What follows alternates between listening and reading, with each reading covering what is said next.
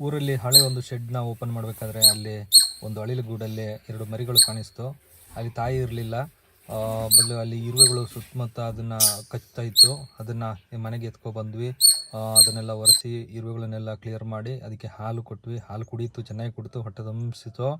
ಮತ್ತು ವಾಪಸ್ ತೊಗೊಂಡೋಗಿ ಅಲ್ಲೇ ಇಟ್ವಿ. ಆದರೆ ಅವತ್ತು ಸಂಜೆ ಅಷ್ಟು ತನಕ ನೋಡಿದ್ರೂ ತಾಯಿ ಬಂದಿಲ್ಲ.